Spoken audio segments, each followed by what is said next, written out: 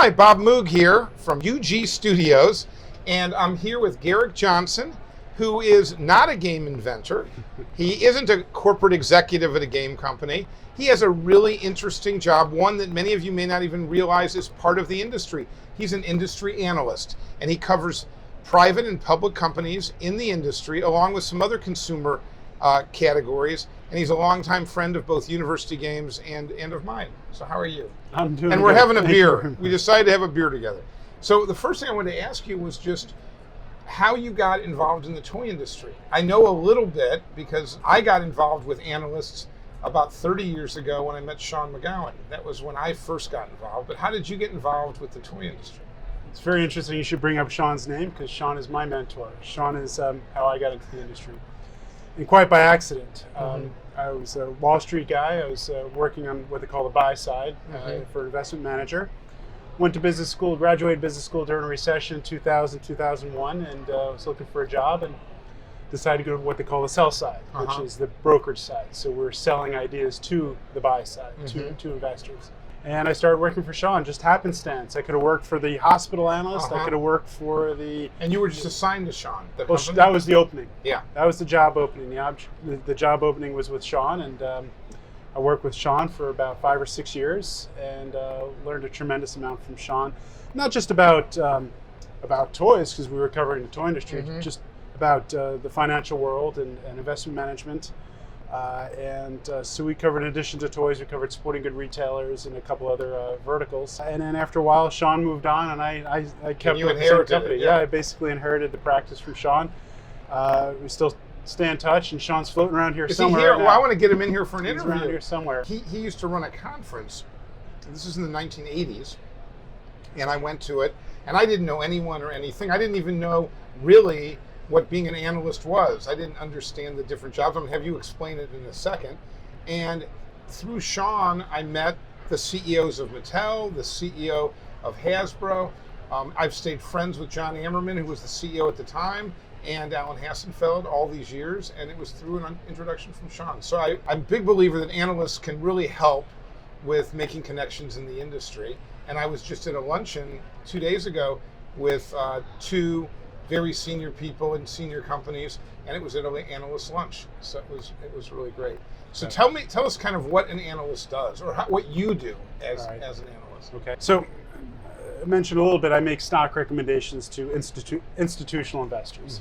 So these are the portfolio managers and the analysts who work on and manage mutual funds, hedge funds, pension funds, anyone who manages money for a living. So not retail, but wholesale, think about it. So we make stock recommendations, and I cover the leisure, games, toys, leisure, and games. So in addition to the toy industry, I also cover motorcycles, off-road vehicles, boats, snowmobiles. I cover video games. So I cover about 16 companies, 17 companies officially, and five in all those industries. All those and industries. 5 of them are toy companies. 5 of them happen to be toy companies. Yeah.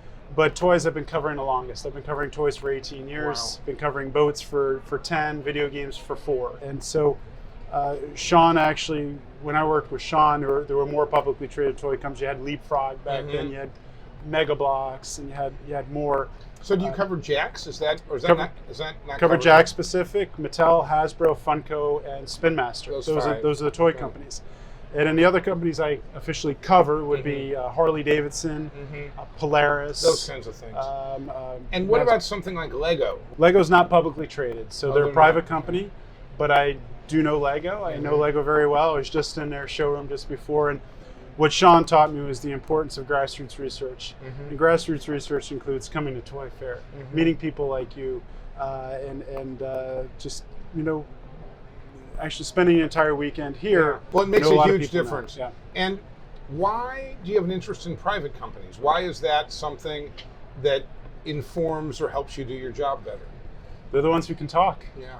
So the publicly traded companies, there are compliance issues. There are things that they can say and they can't say. There are legal issues. So, and there's also a rule called Regulation FD. It's called Fair Disclosure, Regulation Fair Disclosure, that whatever they say to me, they have to say to my competitors. But you don't have to abide by that. No, we don't have any regulation. rules. I can say anything I want. Yeah. So you're able to learn about those 5 companies by talking to the private companies that can actually talk. That's right. That's essentially that's it in a So nutshell. are you kind of a detective? In certain ways, yeah. So, the big topic right now, there are several topics that people want to know about. Why did the industry in the United States have a drop at the end of the year last year? What's going on with coronavirus? What's going to happen this year? How are we? Tariffs? I was just about to say that. How are we dealing with tariffs? How are companies dealing with the transition from, FOB to domestic and things like that? The changing nature of retail, you can learn a lot behind your desk reading news articles, but you can learn even more talking to people like Bob Moog. And what about one of the things Sean used to get involved with that probably was not part of his job? He would collect all this information and then he would be an industry matchmaker. Do you see yourself doing that sometimes, where if you hear a company is looking to buy other companies and you find ways to sort of let people know what's going on? That's another way the industry's kind of changed over time. When Sean was in my position, a younger guy, those many years ago, the industry was a lot different.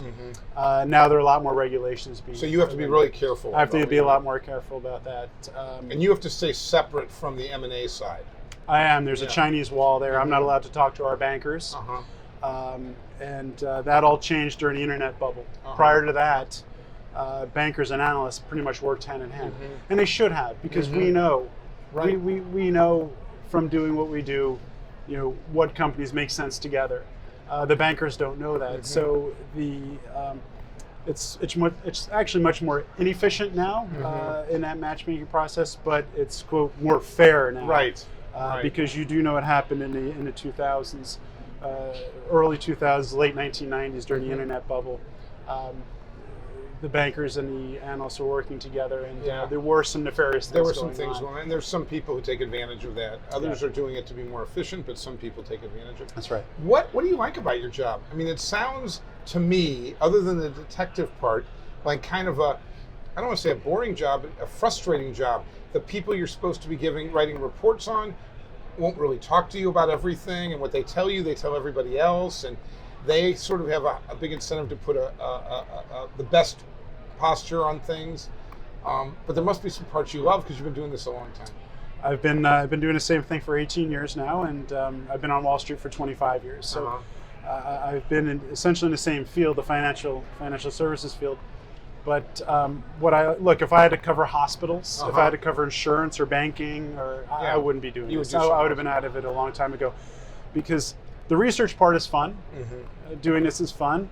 But you know what I have to do when I leave here? No. I don't get to go home and have a few more of these. More beers? I'm actually going back to the office to work on my Hasbro Entertainment One financial model. Well, I'm looking forward to reading the next report. I read all your reports. It should come out tomorrow, and that's why I need to get back to the office after this. So then we won't have a second beer, okay? We maybe could have one. Maybe we could have a second beer. So you like this part of it. When you're writing that report tonight, are you going to wish you had an assistant who could just write it, or are you okay writing it? Well, he's out there. He's out there. He's okay. Right out there. But he'll be there with you. No. He's done what he can. At the end of the day, my name goes on it. So I'm gonna, a lot of it's written already, because Hasbro had their event, Mattel had their event on Friday. We went to see their investor event, so they gave us their strategy and their outlook, and talked about with Hasbro, a lot's going on there with the acquisition of Entertainment One. Yeah. So we have to learn a little bit more about Entertainment One and their forecast. And now I have to go back to the office and synthesize that and come up with an investment conclusion, more or less. The stock dropped on Friday when they went through their event. It's down 10%. So I need to make the decision for investors. You need to say whether to hold, buy, or sell. Should we be buying Hasbro now that it's 10% cheaper than it was a couple days ago? But Hasbro is, I don't know if you can even talk about it, but Hasbro is fundamentally a strong company. So your recommendations are not about where Hasbro is going to be in 5 years. It's about the next 6 to 12 months, isn't it? It's both, and that's the difficulty. We have hedge funds who want to know where the stock's going to be tomorrow or next week. We have mutual funds who want to know where the stock's going to be in a year, 2 years. You have pension funds who want to know where the stock's going to be in 5 years. So, all right, I got one last question. Okay, go ahead. Favorite game, either growing up or now? Oh, geez. Favorite game. I wasn't prepared for this. When we were kids, we played a lot of Monopoly. Okay. A lot of Monopoly. That's a good choice. I'm going to go with an outdoor game. It's a game that we've been playing a long time, ladder ball. Really? We just bought a ladder ball company. I know you did. I saw that. Oh, great. And great choice. Ladder ball. That's just a good talking about choice. Before I knew there was an actual production ladder ball, we used to make it ourselves. You made it yourself. Did Made you put it golf balls? Golf balls, PVC pipe. Really? Yeah. We were just talking about that. Oh, So that's fantastic. we'd bring it to the beach and we'd play it on the beach, and we'd get crowds of people come around. What are these guys playing? I know, because they'd never seen ladder ball before. We learned about the game from my wife's family out back in the Midwest, and apparently that's Where's she from? What state? She's from Indiana. From Indiana. That's where it started. And ladder ball's big in Illinois, Indiana, Ohio. But as far as board games or tabletop games, I'd probably have to say that our family plays a lot of Uno. Yeah. And Uno's great. Do you have younger kids? Well, I have a 3-year-old, but he's not playing that game He's not right playing now. yet. Yeah. No, but he's Uno's just great. getting into Candyland. Uno's great. Monopoly is good. It's not my favorite game. I don't think it would make it today because I think it's too complicated for people. But it's just got that, 3-generation thing. But ladder ball's a good choice.